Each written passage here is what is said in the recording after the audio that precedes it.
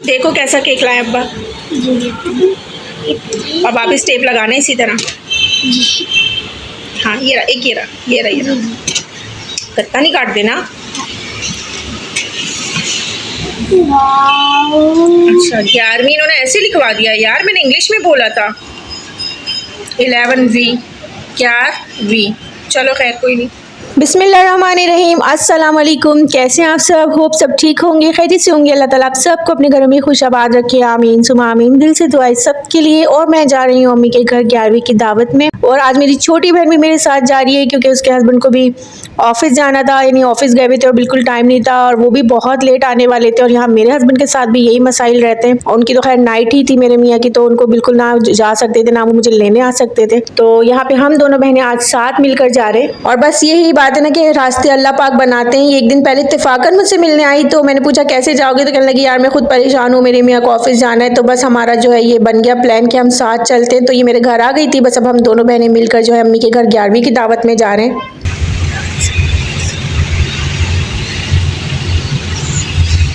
आज हम दोनों बहनें साथ जा रहे हैं। यहाँ पर किसके साथ आई? कैसे आई घर पर, कैसे आई? मैं अपने जेठ के साथ आई हूँ। आई सर जेठानी चौक पे। फरहान भाई तो ऑफिस गए हैं ना। जी। और बस इसके बाद हम आ गए थे, अम्मी के घर पहुंच गए थे। लेकिन पहुंचते ही मैंने कोई भी वीडियो शूट नहीं की क्योंकि कुरान खानी हो रही थी, यासीन शरीफ हुई थी, और फिर 11वीं शरीफ की जो पर्चे पढ़े जाते हैं वो पढ़े गए थे। तो बस मैं पढ़ने पढ़ाने में मसरूफ़ थी। लेकिन जब मिलाद स्टार्ट हुआ तो थोड़ी सी मैंने वीडियो शूट करी क्योंकि मिलाद बहुत ही अच्छा था, और ऐसी रूहानी महफिलों में शिरकत करना, शरीक होना मुझे वैसे भी बहुत ज़्यादा पसंद है। और मिलाद जिन बच्चियों ने पढ़ा है माशाल्लाह उनकी आवाज़ भी इतनी अच्छी थी कि दिल को जो है ना बहुत अच्छा लगा।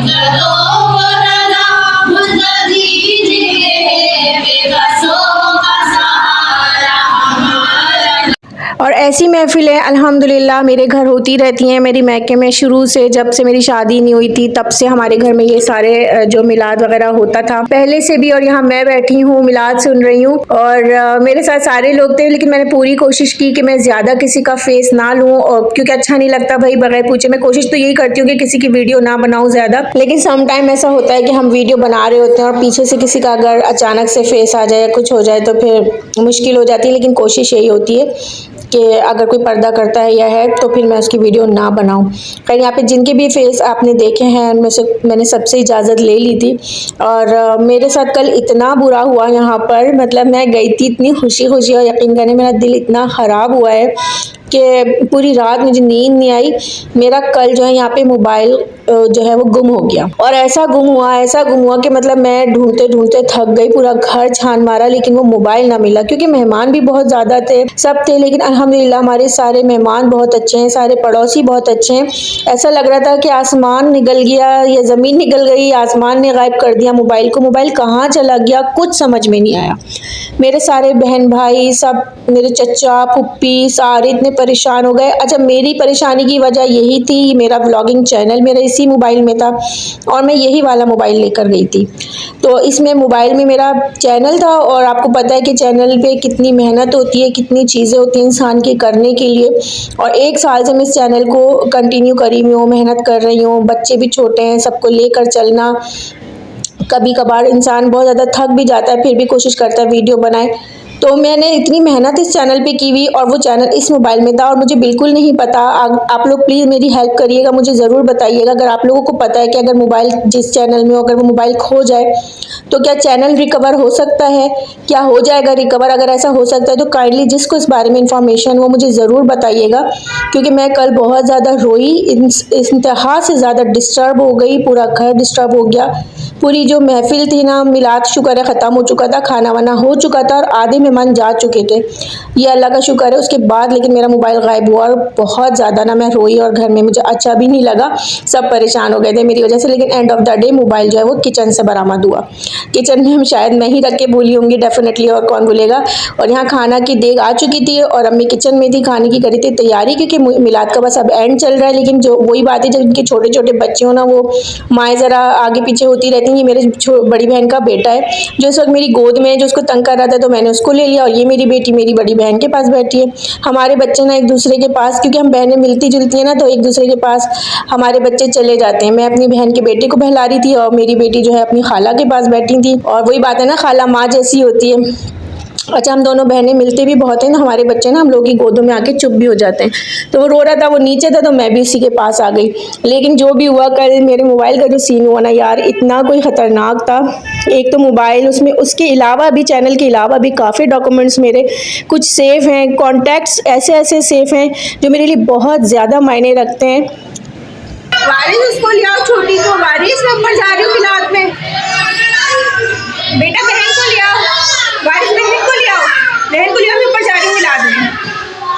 हाँ, और कल के बाद से मुझे ये सबक मिला है कि जो कॉन्टैक्ट्स आपके लिए बहुत ज़्यादा इंपॉर्टेंट है, मोस्ट इंपॉर्टेंट है, उनको फ़ोन के अलावा अपनी किसी डायरी वगैरह में भी नोट कर लेना चाहिए। जो कल मुझे सबक मिल गया सच में, जब से ये मोबाइल आए ना, इन्होंने एक तो हमारी मेमोरी इतनी ख़राब कर दी है कि जैसे हम ये होता है ना कि मोबाइल में सेव करा तो याद नहीं करते। पहले जब मोबाइल नहीं थी ना तो हम लोग याद कर लिया करते थे नंबर को, या कहीं नोट डाउन करते थे। लेकिन जब से मोबाइल हम लोगों के हाथ में आए ना, तो हमने नंबर्स नोट करना छोड़ दिए डायरीज में। तो उसकी वजह से कल मुझे प्रॉब्लम हुई। मेरे पास इतने इंपॉर्टेंट नंबर्स थे जो मेरे मियाँ से भी रिलेटेड थे, यानी मेरे हस्बैंड के लिए बहुत इंपॉर्टेंट थे, वो भी मेरे मोबाइल में थे। मैं बस इस वजह से इतना रोई हूँ कल। तो मैं कमरे में लगा के रखूं पहले। हाँ, आगे वाले हम तो यहाँ था। अच्छा पता है।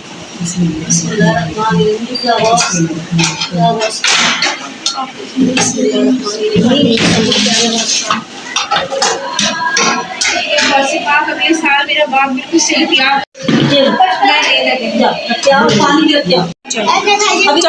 चलो सलाम हो रहा है, मैं चल रही हूँ।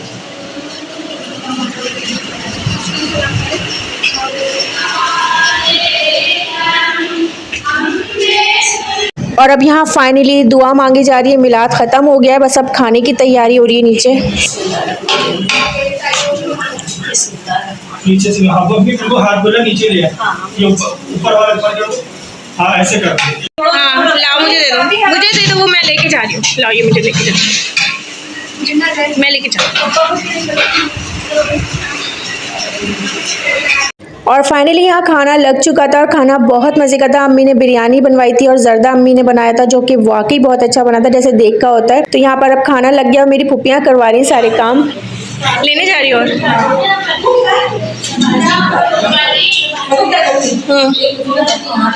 मैं यही कह रही थी। और ये देखिए मेरी बड़ी फुप्पो हैं जो खाना जो है बेचारी नीचे से ला रही हैं, ले जा रही हैं। हम लोग भी सब कर रहे थे, बहनें वगैरह, लेकिन ये है कि मेरी फुप्पियाँ भी बहुत अच्छी है, हर काम में आगे आगे रहती हैं। खाने फुप्पो के पास है मेरी।